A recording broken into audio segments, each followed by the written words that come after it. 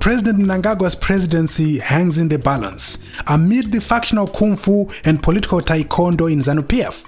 Events are unfolding so fast, it's becoming increasingly difficult to catch up.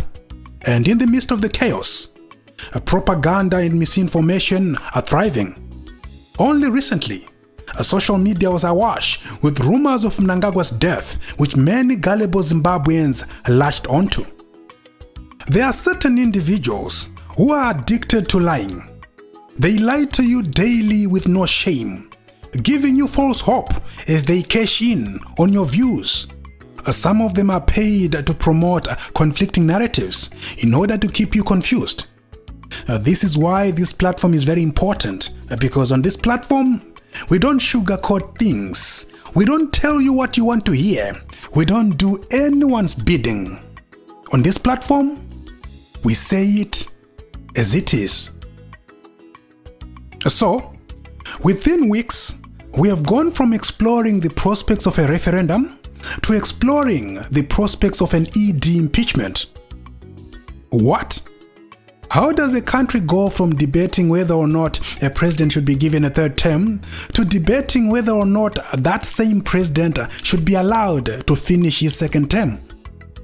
Only a few months ago, the 2030 bus was in full motion, marketing Mnangagwa's third term bid countrywide. Even a motion to extend Mnangagwa's stay in office together with parliamentarians and councillors was drafted. All that was left was for that motion to be tabled in Parliament. It seemed as if the 2030 bus was unstoppable. But that wasn't until Blessed Geza showed up, or rather I should say rose up, stood up, and got them to shut up. So, to ZANU-PF, Blessed Geza is now Mnangagwa's middle name. Dambudzo. Translated, problem. This old man has sent shivers across the corridors of power.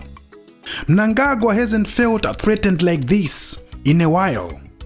Within a month, he has gone from facing a possible uprising to facing a possible impeachment. But does Blessed Geza have the capacity to pull the strings of impeachment and deliver? What is impeachment in the first place? How does it work? Is it possible for Mnangagwa to get impeached, or Blessed Geza is just firing blanks? Is this part of the strategy or yangova try and error? Does going the impeachment route mean kuti chi strategy chi uprising charamba sa George? And also, Mazimba, kusapinda mstreet kwa makaita on the 31st, kuchika kurowa here kana kuti hamutodi kudemonstrata. Kuma MP acho achaisa here energy pa impeachment. And let's say Mnangagwa ends up getting impeached. What happens then? Who takes over as president? Is it Chiwenga? Is it the frail Muhadi? Or do we go for elections to elect a new president? What does the constitution say? Well, fellow Sadzaitas, slay queens and bingers, socialites, papalites, basnamalites, varkujgarais, never snamarais. Welcome to the special report.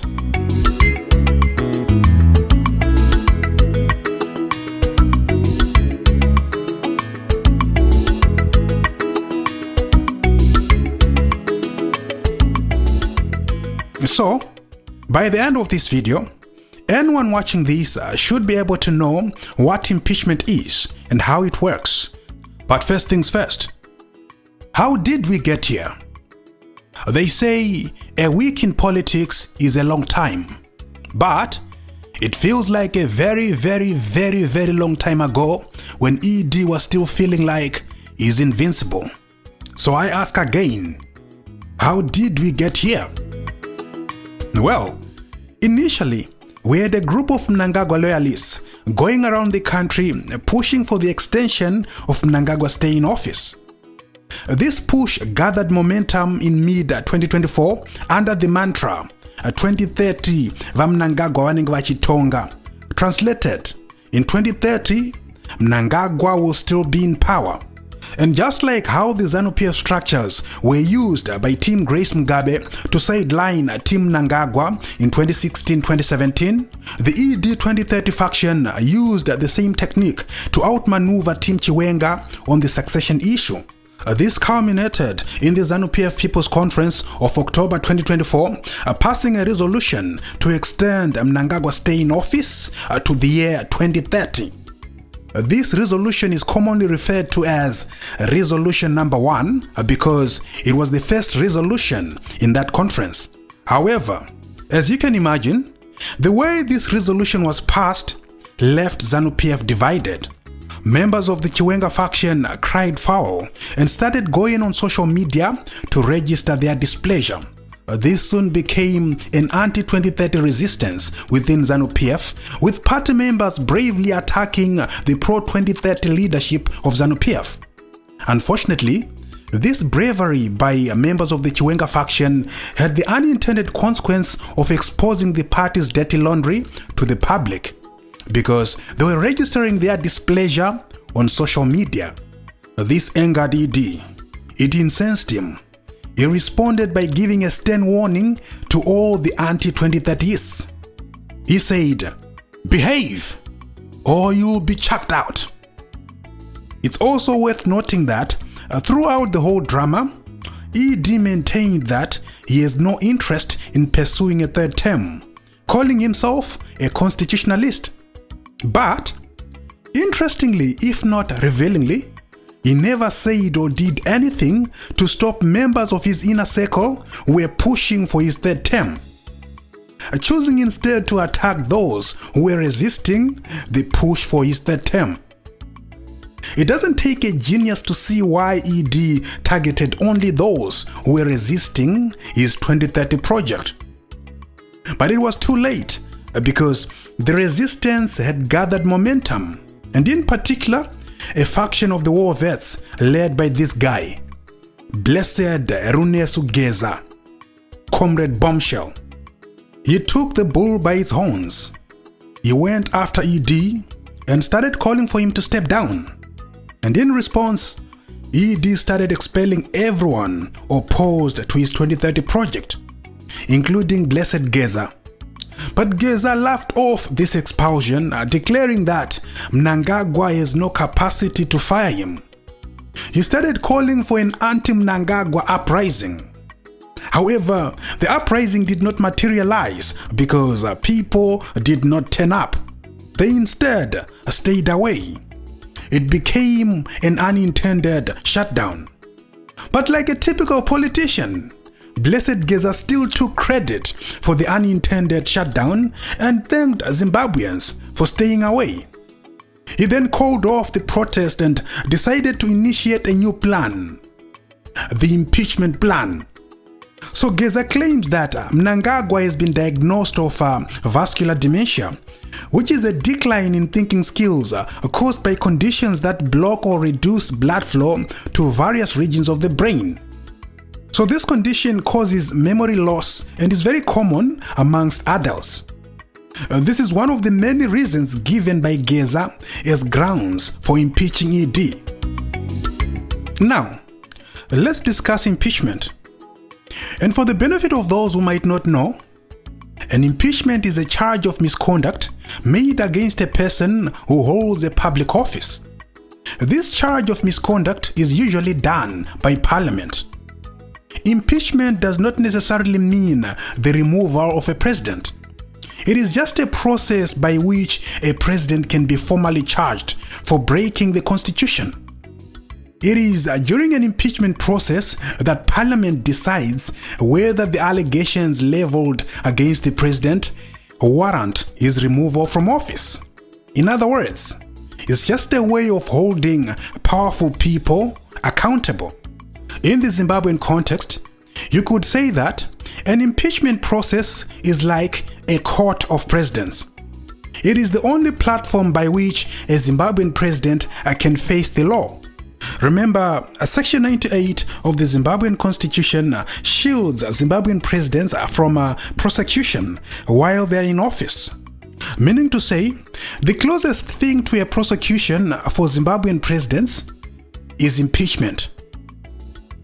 It's also important to note that, apart from a general election, a resignation, or death, Parliament is the only thing that can legally and constitutionally remove a Zimbabwean president.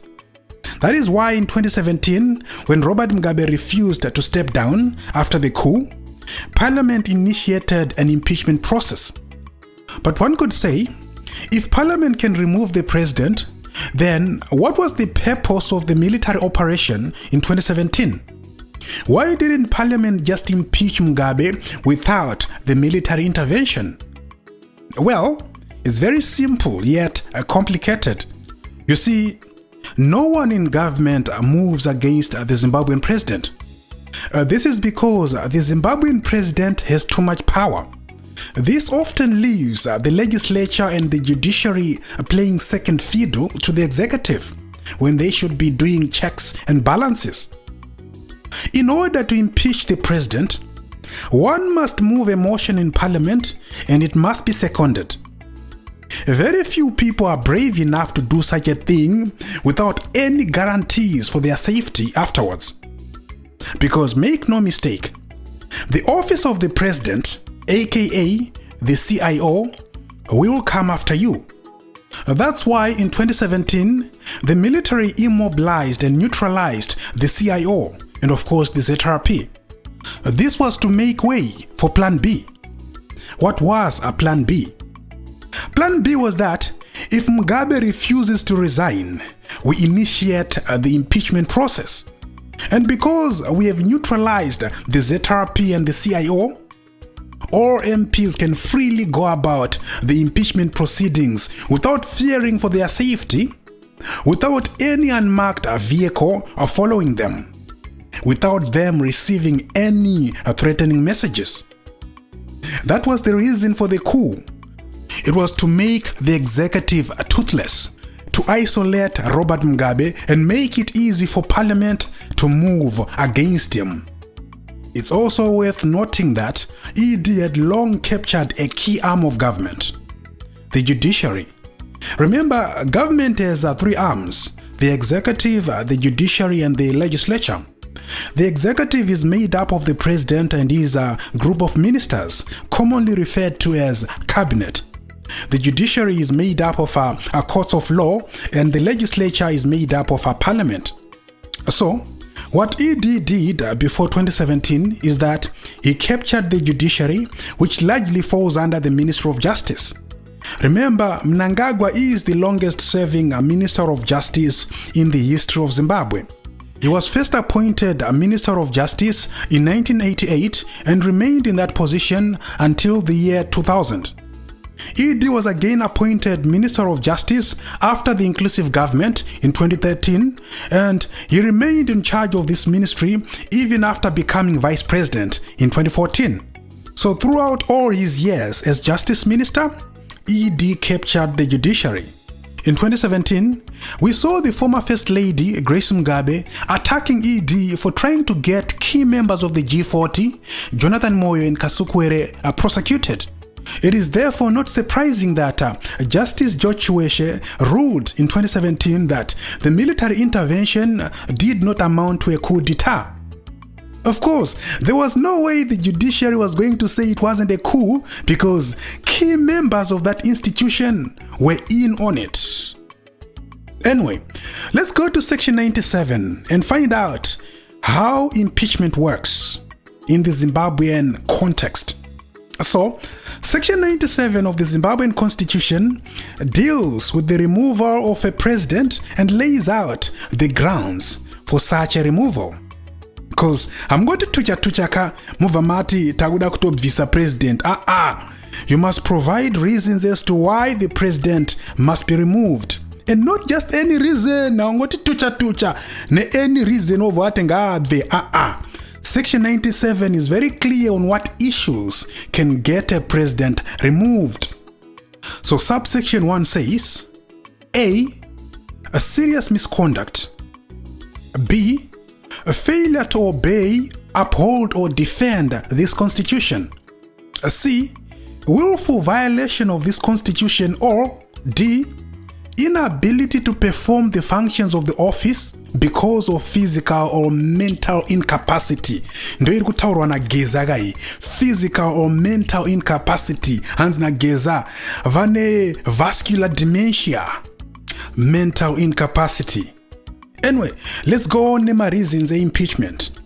E, hanzi no longer being qualified to hold office as president in terms of section 91 subsection 1c, meaning kuti a person who is no longer resident in Zimbabwe, or becoming a citizen of another country while you are still president of Zimbabwe. If you do any of the above mentioned things, a parliament may convene by a joint sitting to investigate you. If found guilty, you may be impeached. But the first step is the drafting of a motion of impeachment. A motion is a proposal by an MP for Parliament to do something or to take a particular action. So in this case, the proposal would be for Parliament to remove the President from office or to consider his removal from office. So once a motion is moved and seconded, it is then debated by a joint session of the National Assembly and Senate. Remember, the Zimbabwean Parliament is made up of two houses, the National Assembly and the Senate. The National Assembly has 280 members. The Senate has 80 members. That means the Zimbabwean Parliament has a total membership of 360 members. So the Constitution is saying, in order to impeach the President, you need at least 50% of the total membership of Parliament. That means 50% of 360, which is 180 members. And when these members then gather for the first time as a joint session, the agenda is not to remove the president. No. The agenda is to discuss whether the president should be investigated based on the motion of impeachment. That's what subsection 1 of section 97 is saying. And so, if the joint session of the National Assembly and Senate then decides that indeed the allegations are serious and that there is reason for the president to be investigated, subsection 2 then says, Parliament must appoint a joint committee of the Senate and National Assembly consisting of 9 members, reflecting the political composition of Parliament, to investigate the removal from office of the president. So, after the investigations, if this joint committee recommends the removal of the president, the joint session of Senate and National Assembly must vote.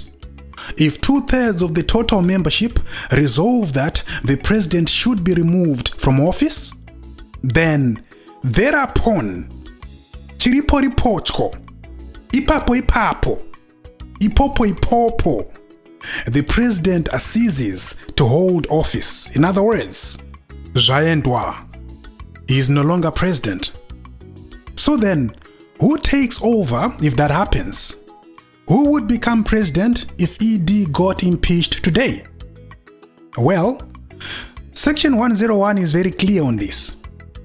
The last VP to act as president takes over, but only on an acting basis, pending the process of choosing a new president who will take over to finish the term of the impeached president. But this president who takes over to finish the term of the impeached president, how is he chosen? Well, again, Section 101 is very clear. If a president dies or is removed from office, he is replaced by someone from his political party. And to be very clear, by his political party, I mean the party which he represented when he won the presidential election. So that party must nominate someone to take over and finish the term of the impeached president. And how does that party nominate someone? It does so by writing a letter to the Speaker of Parliament indicating the name of the nominated person. This must be done within 90 days. The Constitution allocates 90 days for this because there is no vacuum in the meantime. Remember, as all of this is happening, there is an acting president who took over immediately after the last president was impeached. But the question is, What happens if the impeached president was an independent candidate? Who takes over in that scenario? Well, again, the Constitution is very clear. In the event that the impeached president was an independent candidate, the last VP to act as president takes over to finish the term of the impeached president. I hope that was clear enough for you. But just to recap, the impeachment of a president is not done in one day. It's a process and is done by a joint session of Senate and the National Assembly. First, they meet to discuss whether the president should be investigated. Then they establish a joint committee to investigate the allegations leveled against the president. Then, if this investigating committee recommends the removal of the president and 2/3 of the total membership of parliament by a joint resolution says that the president indeed must be removed, then thereupon, the president ceases to hold office. Zvinenge zvaendwa. This is the process Blessed Geza wants to initiate against ED. Whether or not this will be successful depends on many factors. But as we have already seen, moving against the Zimbabwean president is not a walk in the park. It's dangerous. Not many are brave enough to do it. Because if it fails, at best, you lose your freedom. And at worst, you lose your life. In 2017, ZANU-PF MPs only moved against Mugabe because they had the protection of the army. Without that, most of them wouldn't have dared to do it. It remains to be seen how Blessed Geza intends to go about it. We know that ED has in the past revealed that there are some in ZANU-PF who are plotting to impeach him. He said this in 2018. So whether Geza is just exploiting ED's worst fears or he actually means business remains to be seen. But one thing you should know is that it's not going to be a walk in the park. Mnangagwa has already threatened to expel any MP who tries to do it. So who is going to be brave enough to move a motion to impeach ED? Who is going to be brave enough to second it? Is the Speaker of Parliament, Jacob Mudenda, going to be brave enough to even allow such a proceeding? Are MPs going to be brave enough to participate and ultimately vote with their conscience? Well, whatever happens, I'll be here to marinate you with all the details without fear or favor, because on this platform, we say it as it is. And as always, thank you so much for watching. And if you enjoy the content, please like and share.